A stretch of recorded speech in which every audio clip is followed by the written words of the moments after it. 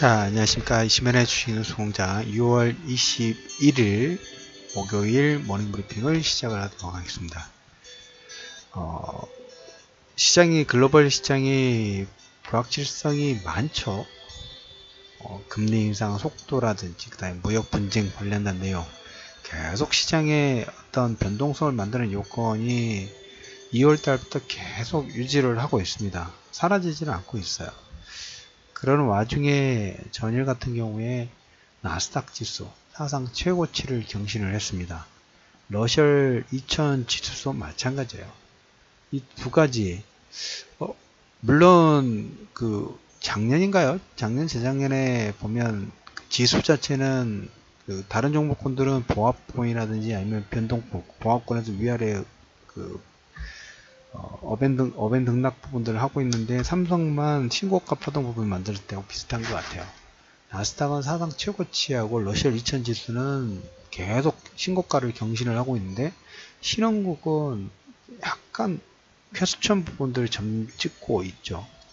우리나라 시장도 마찬가지입니다. 전일 오늘도 보니까 신용 잔고가 거의 한 1000억 정도 가까이 준 것 같아요. 항상 보면 이렇게 진행이 됩니다. 한 1800억 정도 신용 잔고가 전일 대비 줄었습니다. 아침에 어제 모닝브리핑에도 말씀드렸던 것처럼 동시효과에 하한가로 진입, 물론 하한가로 가지는 않습니다만은 보여주는 케이스로 한 20개 전후까지 지는데 오늘도 아마 그럴 것 같습니다. 근데 어제 또 반등이 나와서 조금 강도는 줄어들겠죠. 근데 그렇게 신용잔고에 대한 반대 매매 부분도 진행되는 과정 중에 외국인들은 이틀 전에 선물 매수가 들어왔고 어제 코스닥 현물 매수 부분 들어갔죠. 항상 시장에서 중심 키워드 부분들을 말씀을 드린다면 외국인들이 현물을 거의 30% 중반 정도 이미 매집이 됐다는 얘기를 항상 저는 말씀을 드리고 싶어요.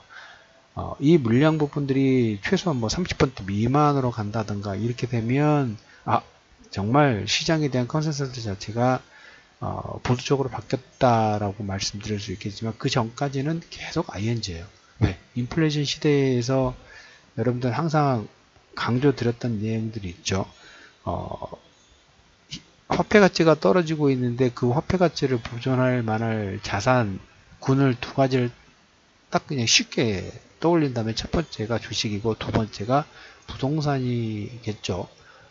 그 과정 중에 항상 소음은 있을 수밖에 없습니다. 어제 모닝브리핑에서 코스피 3월 영업이익이 47조 원대에서 지금 상향 조정돼 가지고 거의 50조 원대, 52조 원대라고 말씀을 좀 드렸어요. 나스닥도 사상 최고치. 실적 기대감이겠죠. 다우지수 같은 경우하고 약간 차별화되는 부분이 없잖아 좀 있죠. 다우지수 같은 경우에 무역 분쟁 완벽하게 지금 소멸된 건 아닙니다. 그 다음에 G7 정상회담 부분을 통해서도 보면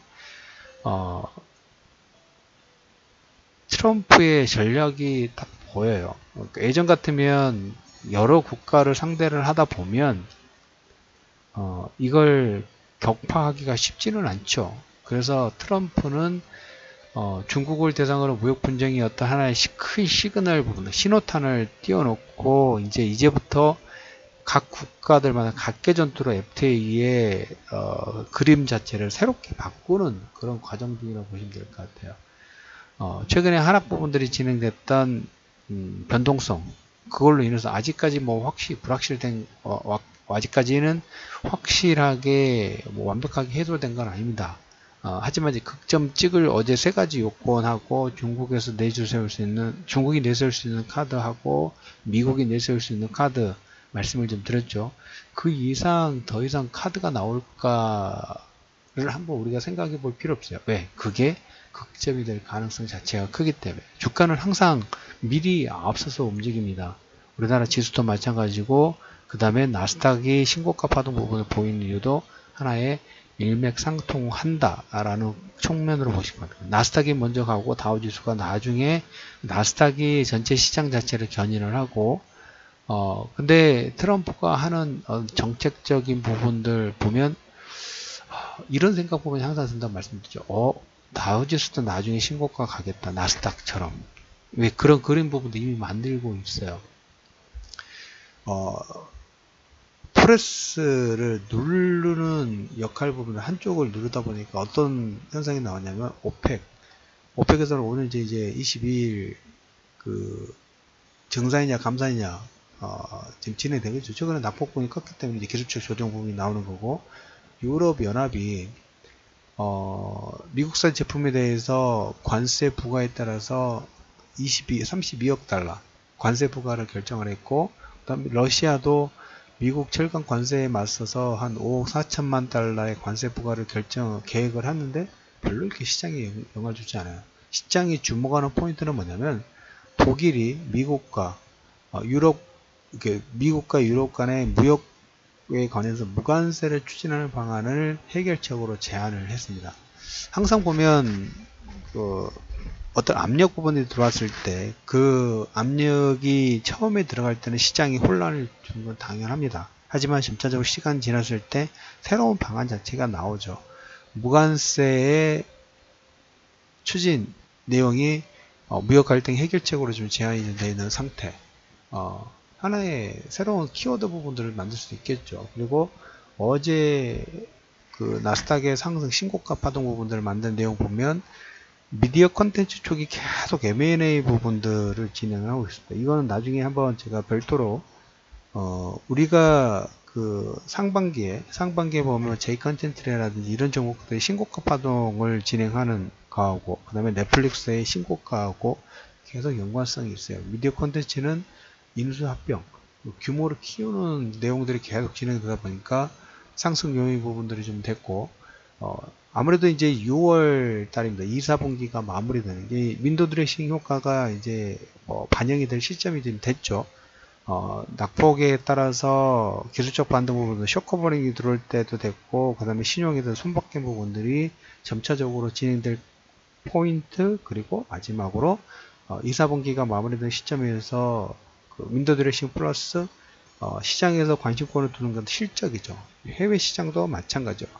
어제 나스닥의 신고가 부분들은 페이스북의 유료 서비스 확대하고 메신저 광고 증가 기반으로 해서 실적에 대한 기대감으로 사상 최고치 부분들을 갱신을 했다고 보시면 됩니다. 그러면 무역 분쟁하고 금리 인상 속도 관련된 부분들이 있겠지만, 미국은 나스닥의 신고가 부분들 보면 실적 개선이라든지 최근에 주택 관련된 지표 부분도 사상 최고치 부분들 경신한 것처럼 자신감은 경기 개선에 대한 자신감이에요. 그리고 올해 이런 걸로 인해서 금리 인상이 3번이냐 4번이냐 불안 심리 부분들이 작용하고 있지만, 내년은 3번, 그 다음 그 다음에는 1번 정도로 한계치가 있다고 말씀드렸죠. 우리가 이걸 주목해서 신흥국 같은 경우는 달러 강세라든지 금리 인상 속도에 상당히 민감하기 때문에 올해가 아마 그 불안 심리가 최대치가 될 수 있는 가능성 자체가 크다는 얘기하고, 그 다음에 그 와중에 나스닥 관련 종목보다 특히 기술주들의 실적은 계속 ING가 되고 있다는 거예요. 소음이 때문에 무역 분쟁이라든지 금리 인상 속도라든지 이걸로 소음이 있을 수 있지만, 정작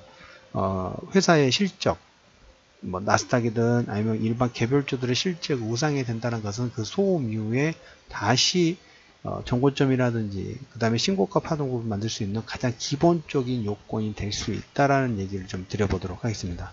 시장이 6월 중순이 넘어서 이제 하순이 가까워집니다.